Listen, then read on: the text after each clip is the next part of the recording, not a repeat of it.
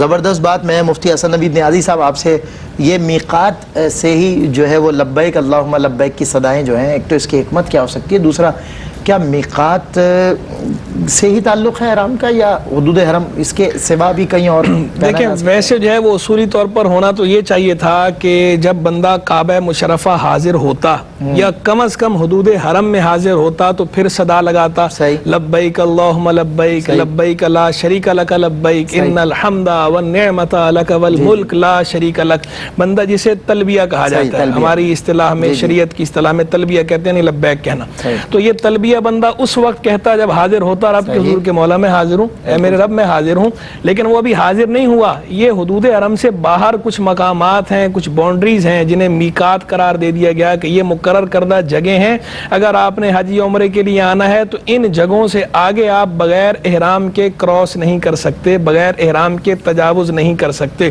اگر بغیر احرام کے کراس کریں گے تو واپس جا کر یا تو احرام باندھیں یا پھر دم دیں، یا تو جانور قربان کریں، آپ کفارہ اس کا ادا کریں. یہ باؤنڈریز جو مقرر کی گئی ہیں اور وہیں سے یہ حکم دیا جا رہا ہے کہ احرام جب آپ نے باندھ لیا تو تلبیہ تو احرام باندھنے کے بعد آپ نے کہنا ہی ہے. در حقیقت یہ رب کی بارگاہ کی عظمت کا احساس دلایا جا رہا ہے کہ اللہ کی بارگاہ کا پروٹوکول کیا ہے، کہ جب آپ جو ہے وہ دنیاوی افسروں کے پاس جاتے ہیں، بادشاہوں کے پاس جاتے ہیں، صدور کے پاس جاتے ہیں، وزراء کے پاس جاتے ہیں، تو وہاں کا ایک پروٹوکول ہوتا ہے، سپیز ہوتی ہیں جن کو آپ فالو کرتے ہیں. تو یہ تو ملک الملوک ہے، بادشاہوں کا بادشاہ ہے، شہنشاہ ہے، حقیقی بادشاہی اسی کی ہے، باقی سب اس کے محتاج ہیں. یہ بے نیاز ہے، غنی ہے، کسی کا محتاج نہیں، مالک ہے، سب کا خالق ہے. تو اس کی بارگاہ کا پروٹوکول کیا ہے؟ اس کی بارگاہ کا پروٹوکول یہ ہے کہ اس کے حضور حاضر ہونا تو ابھی دور کی بات ہے، دور ہے.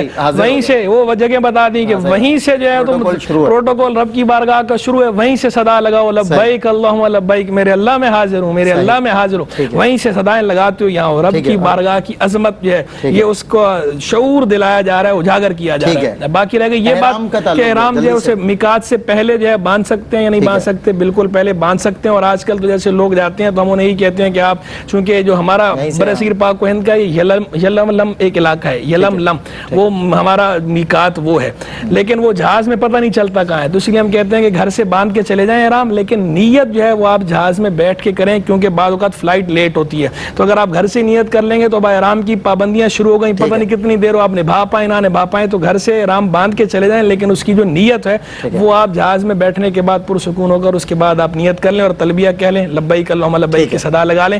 احرام کی آخری بات، ساری باتیں میں نے کور کر دی تھی، صرف ایک بات رہ گئی تھی ناخن والی، کہ ناخن کاٹنے کی بھی اجازت نہیں ہے. نہ اپنے ناخن کاٹ سکتے ہیں، نہ دوسرے کے ناخن کاٹ سکتے ہیں. اور سر مونڈنا جو نہ اپنا مونڈ سکتے ہیں نہ دوسرے کا. لیکن اختتام پر جب آپ کا حلق کا ٹائم آ جائے اس وقت آپ اپنے سر کا بھی حلق کر سکتے ہیں، دوسرے کے سر کا بھی حلق کر سکتے ہیں. بعد آپ کا حج اس کے بعد اب آپ جو ہے وہ اب آگے کے معاملات پابندیوں سے آزاد ہیں. اب آگے دیکھیں وہ بستی جس کا رستہ دل کے اندر، حسن حج کر لیا کعبے سے آنکھوں نے ضیا پائی، چلو دیکھیں وہ بستی جس کا رستہ دل کے اندر ہے. اعلیٰ حضرت کا وہ شعر کہ جب حج مکمل ہو گیا نا، حاجیو آؤ اب طیبہ میں مر کے ٹھنڈے چلے آؤ آنکھیں بند. اب چونکہ اب تم اب نومولود بچے ہو، اب تم شیر خان ہو، تم ابھی پیدا ہوئے ہو. طیبہ میں مر کے ٹھنڈے چلے جاؤ، سیدھی سڑک ہے شہر شفاعت نگر کی. بہت خوب، ماشاءاللہ، اللہ سلامت رکھے.